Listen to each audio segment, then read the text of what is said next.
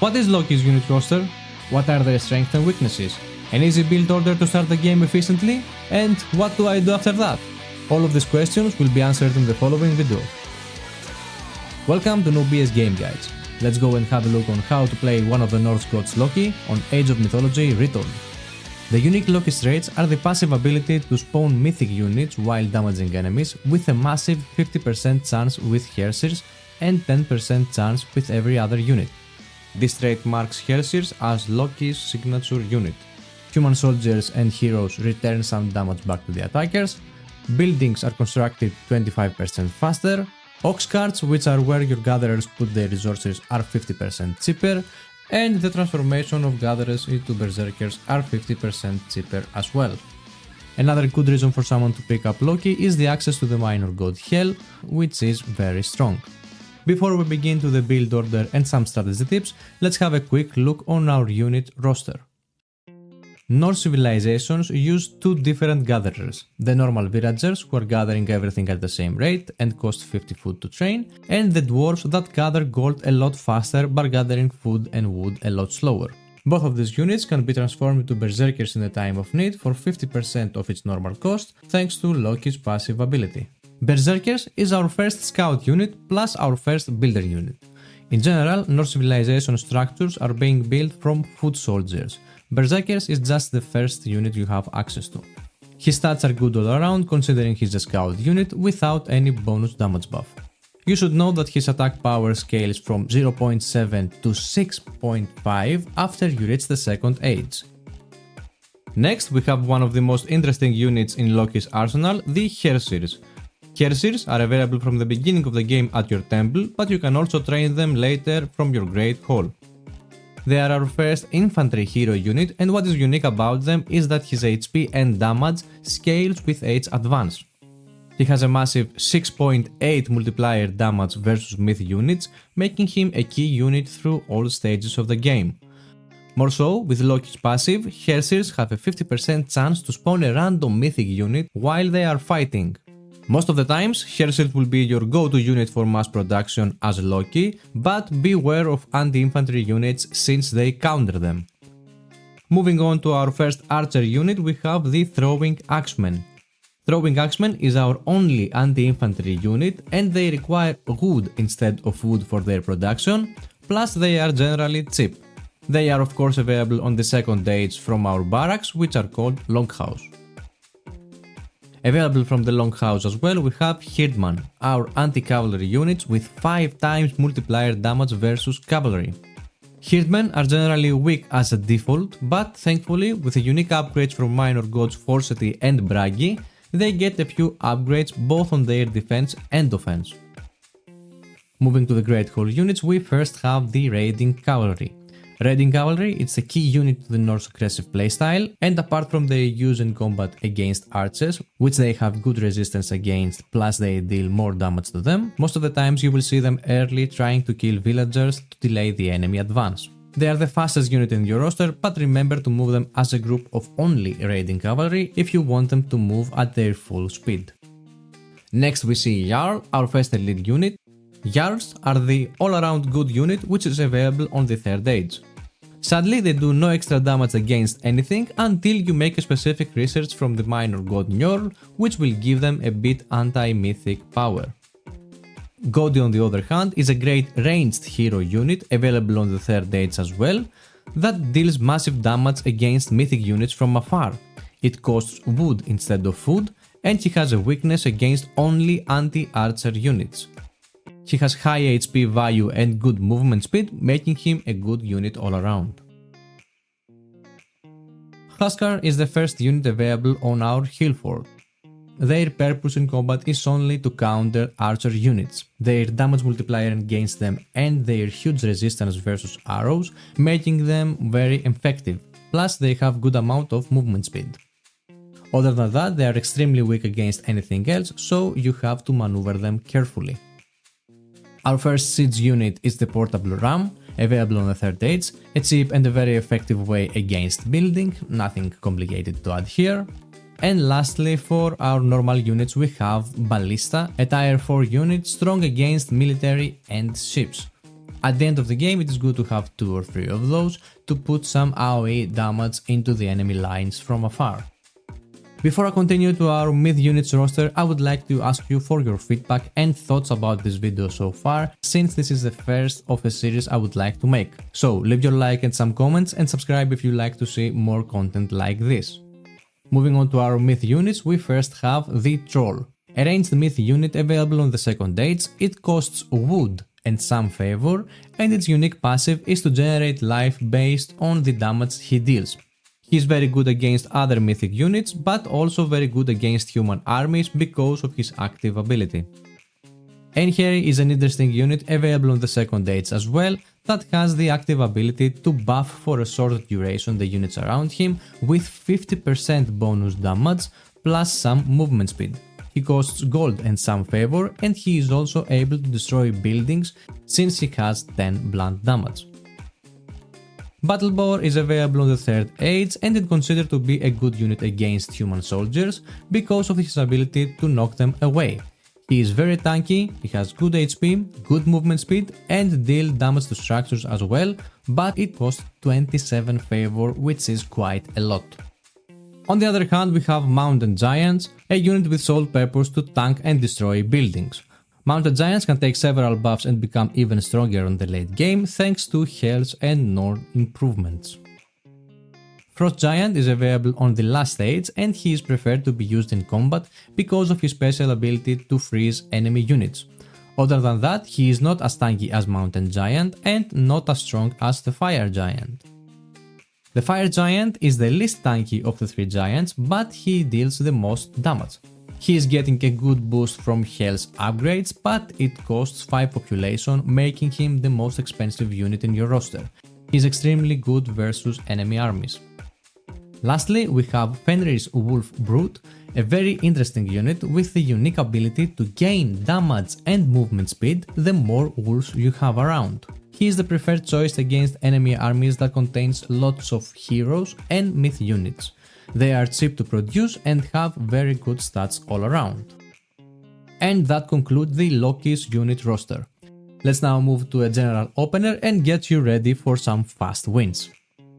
The first goal that every player should have at the beginning of each game is to advance on the second age as fast as possible. To do that, there are several steps that you can follow the exact same way on every single game.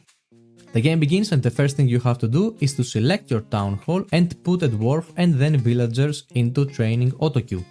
Dwarves are very effective on gathering gold, so you want to use them exclusively on gold mines. To enable autoqueue, all you have to do is to press right click on the unit you want to train. As soon as your 3 villagers appear, take 2 of them with the ox cart and put them into food. Hunting animals gathering food rate is a lot faster than farms, so it is best to continue hunting as much as possible. Select the third villager and make him build an ox cart near the gold mine and then another one near the forest. To add buildings into queue, just hold shift. After he finishes his second ox cart, make sure to make him gather wood. Put the newly spawned dwarf on the gold mine and then the next 2 villagers on food.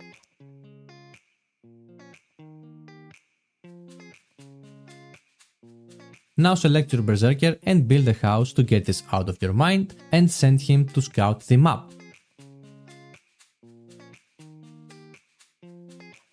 If you haven't made any mistakes, next in queue will be another dwarf that should go to the gold mine. The next villager goes to food and the villager after that goes to gold. The upcoming dwarf goes to gold as well. At this point you don't want to train another dwarf because you need the gold to build your temple, so it is a good idea to remove dwarfs from auto production. The next 2 villagers will go to food, and around this time you will have the required resources to build your temple. Start building your temple and swap your villager who was on gold to wood. The newly spawned villager goes to wood as well. Right after clicking to build your temple, stop the villager production and put dwarfs back into the autoqueue. We do that because there is just enough time to create one last dwarf before we hit the upgrade button. Plus, we don't want to spend our food on another villager because we need it for the age advance.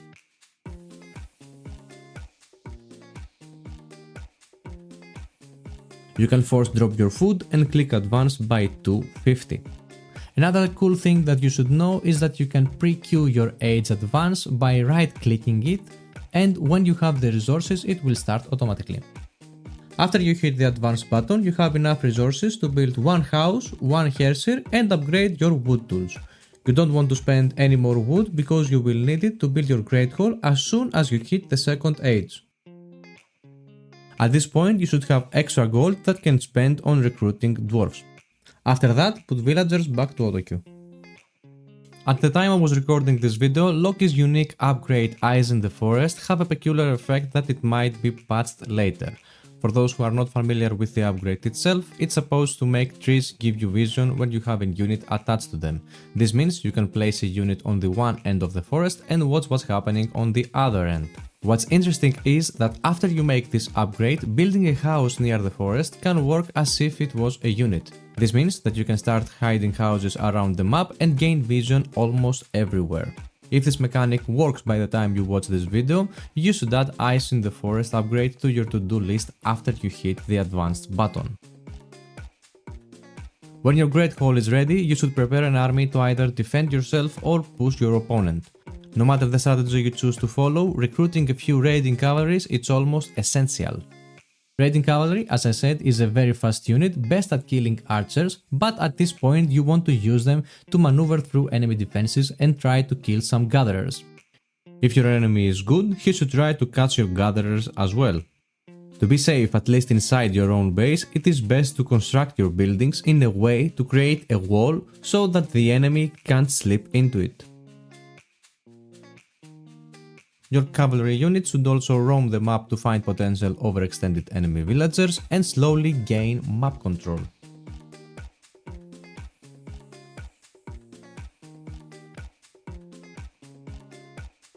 I haven't mentioned it before because I didn't want to disrupt the flow of the building order, but let's now have a look at the two minor god options for the second age.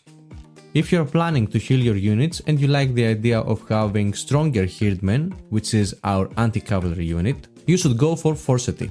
You can even use the healing spring offensively to turn the tides of battle, but it is a little bit risky. You also gain access to a movement speed bonus that will boost your Hersirs even more. On the other hand, Heimdal gives you access to Einherji, a very powerful melee unit that can boost your armies with 50% attack power and some movement speed. You will also have the luxury to destroy any enemy walls and towers instantly with his power Undermine. Both are very good choices, so I suggest to experiment for yourself. At this time you should focus on building houses with every chance you have and create an army. Most of the times you will want to mass produce Hersirs since they are Loki's signature unit. Remember that Hersirs benefit from armory upgrades, so do not forget to research them as well, but be careful because they are also infantry and can be countered very easy. One general tip for beginners is that at this time you should slowly start to transition into farms to start having a steady income of food safe inside your base, leaving the only thing that you have to contest to be the gold mines. And around this time, if not sooner, you can consider to take a second town center. Taking a second town center is beneficial not only because it's hard for your opponent to destroy it, but because you can start training villagers twice as fast. You can either take one close to your opponent and put some pressure on him, or take the one next to you and play more secure. The next step into your progression is to advance to the third age. The main reasons you want to do so is to gain access to your siege units, your elite and mythic units, the next armory upgrades and your new god's power. You also want to build your market far away and start transitioning to caravans for your god supply. Personally, I usually go for Njord because most of the times I need the power of mountain giants or his god power to siege the enemy base. The trees' god power are very effective versus buildings, and mounted giants can help if the enemy has many structures. Building a camp outside the enemy base with a hill fort plus many barracks is the way to apply pressure to your opponent. Needless to say, advancing to 4th Age will give you the final power spike to end your opponent with armory upgrades and more. As I've said, one of the strong aspects of Loki is the access to Hel. Nidhogg, Hel's power, is a very powerful unit that can erase entire human armies in a matter of seconds. Another good thing about it is that, for example, you can summon it right above a stack of archers and erase them before they even have the time to react. Finally, if the enemy armies contains lots of military stacked together, fire giants can be a very powerful ally as well. And that's pretty much it for this Loki guide on Age of Mythology Retold. It took a lot of time and effort to create this video guide, so make sure to like and subscribe if you want to show your support, leave your comment with your feedback and thoughts, and maybe which card you would like to see next. Thank you for watching and see you on the next video.